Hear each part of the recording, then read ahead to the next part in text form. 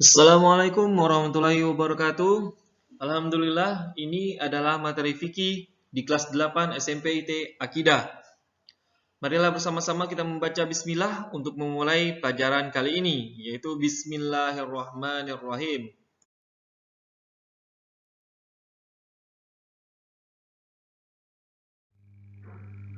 Baik, pada materi fikih bab pertama ini yaitu sujud syukur.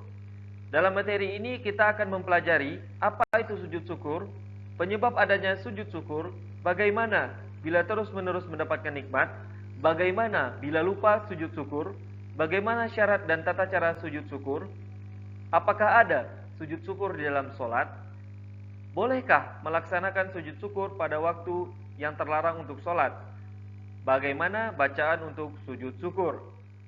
Baiklah, itu untuk submateri di sujud syukur.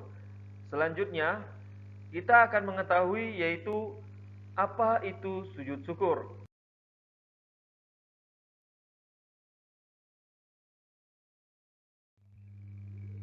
Pengertian sujud syukur. Sujud syukur adalah sujud yang dilakukan karena mensyukuri nikmat dari Allah Subhanahu wa taala. Bisa itu berupa nikmat keberhasilan ataupun terlepas dari bahaya. Nikmat di sini baik merupakan untuk nikmat individual ataupun nikmat yang bersifat umum bagi khalayak umat muslim.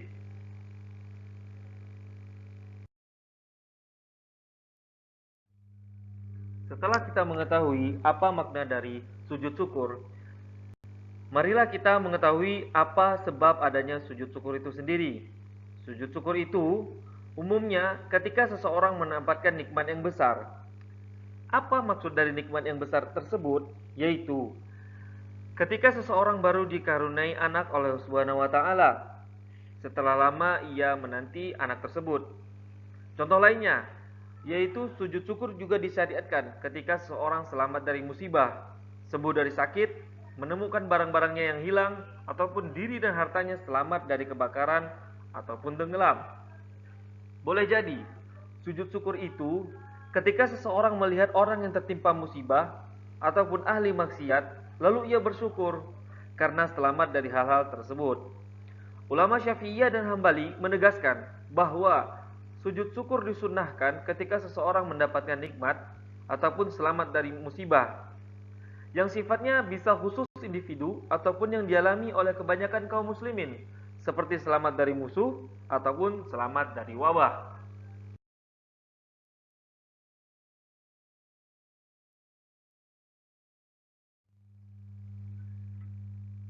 Setelah kita mengetahui arti dan makna dari sujud syukur tersebut, lalu timbullah sebab-sebab mengapa sujud syukur itu sendiri, maka sekarang timbul pertanyaan, lantas bagaimana jika seseorang mendapatkan nikmat yang terus-menerus? Maka ulama Syafi'iyah dan Hambali kembali berpendapat, tidak disyariatkan, tidak disunnahkan untuk sujud syukur karena mendapatkan nikmat yang sifatnya terus-menerus, yang tidak pernah terputus. Nikmat yang dimaksudkan di sini adalah seperti nikmat bernafas, nikmat hidup, dan nikmat merasakan nikmatnya sholat. Mungkin kita pernah melihat sebagian orang yang melakukan sujud syukur karena sebab ini. Mereka sujud setelah selesai zikir ataupun sholat 5 waktu. Padahal nikmat-nikmat tadi sifatnya berulang. Namun itu tidak mengapa. Karena tentu saja orang yang sehat akan mendapatkan nikmat bernafas. Maka tidak perlu ada sujud syukur sehabis sholat. Nikmat tersebut didapati selama nyawa masih di kandung badan. Namun lebih pantasnya sujud syukur dilakukan setiap kali bernafas, namun tidak semua orang akan mampu melakukannya.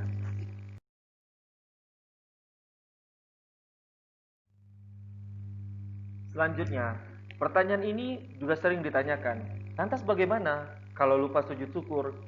Apakah bisa dikodok ataupun yang lainnya? Di sini Ar-Ramli rahimahullah mengatakan, sujud syukur itu jadi luput atau ditinggalkan jika sudah berlalu waktu yang lama dengan waktu adanya sebab sujud syukur. Maksudnya, sujud syukur itu dilakukan langsung ketika nikmat itu sendiri didapat.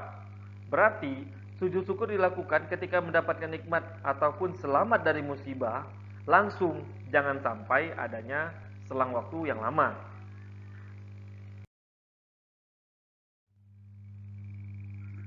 Syarat dan tata cara sujud syukur.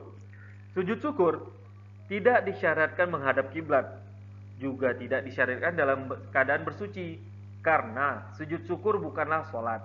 Namun, hal-hal tadi hanya disunahkan saja. Jadi lebih baik dalam keadaan berwudu. Namun kalau tidak, ya tidak mengapa. Demikian pendapat yang dianut oleh Ibnu Taimiyah rahimahullah ta'ala, yang menyelisihi pendapat beberapa ulama mazhab lainnya.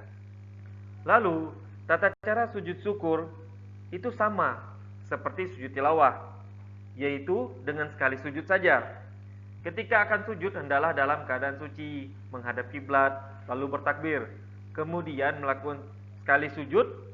Saat sujud, bacaan yang dibaca adalah sama dengan bacaan sujud dalam sholat. Kemudian setelah itu bertakbir kembali dan mengangkat kepala. Setelah sujud tidak ada salam dan tidak ada tasyahud. Sujud tilawah akan kita jelaskan di materi selanjutnya. Dalam materi pertama ini kita akan fokus terhadap sujud syukur.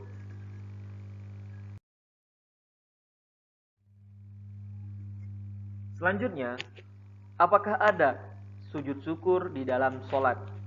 Menurut ulama Syafi'iyah dan Hambali, tidak dibolehkan melakukan sujud syukur di dalam sholat, karena sebab sujud syukur itu ditemukan di luar sholat. Jika seseorang melakukan sujud syukur dalam sholat, maka batalah sholatnya.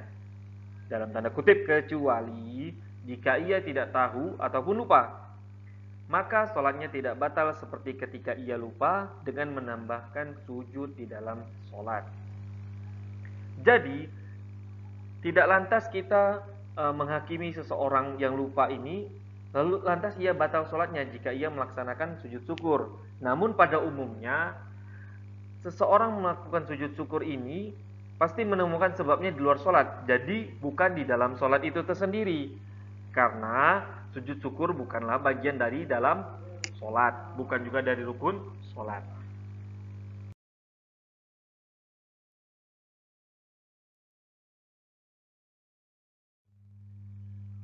Sujud syukur ketika waktu yang dilarang untuk sholat. Sujud syukur tidak dimakruhkan dilakukan di waktu yang terlarang untuk sholat, sebagaimana halnya sujud tilawah. Dalam hal ini dalam tanda kutip sama antara sujud syukur dan sujud tilawah. Mengapa? Alasannya karena sujud tilawah dan sujud syukur bukanlah sholat. Sedangkan larangan sholat di waktu terlarang ini larangan khusus untuk sholat.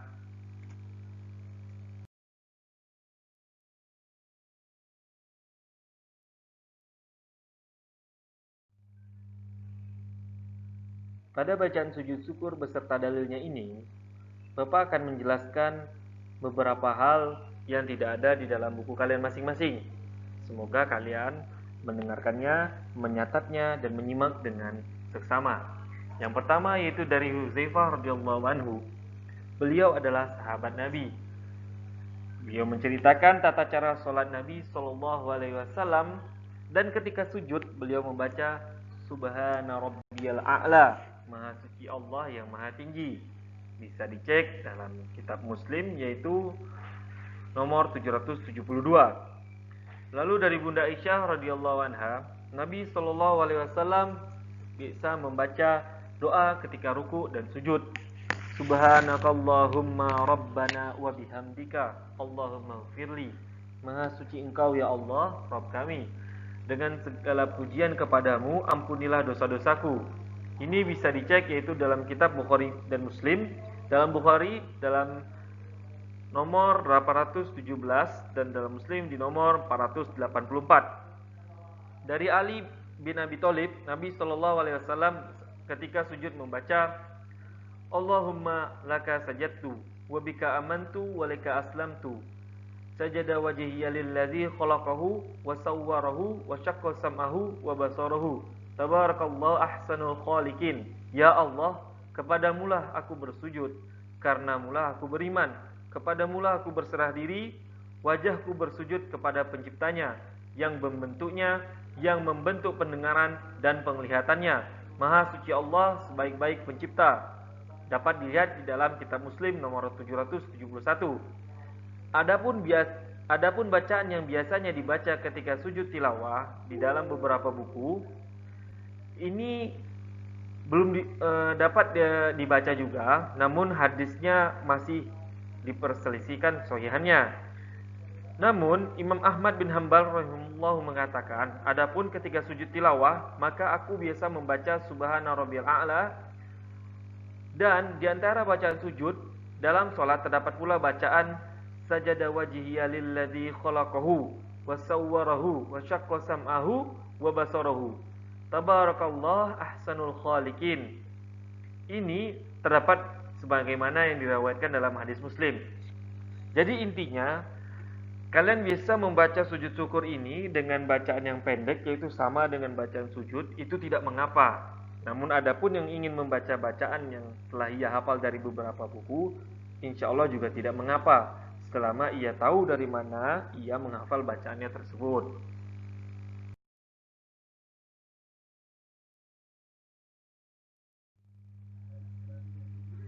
Baiklah, semoga bermanfaat bagi murid-murid Bapak kelas 8. Alhamdulillah, mungkin ini saja yang dapat Bapak sampaikan. Adapun kekurangan, Bapak minta maaf.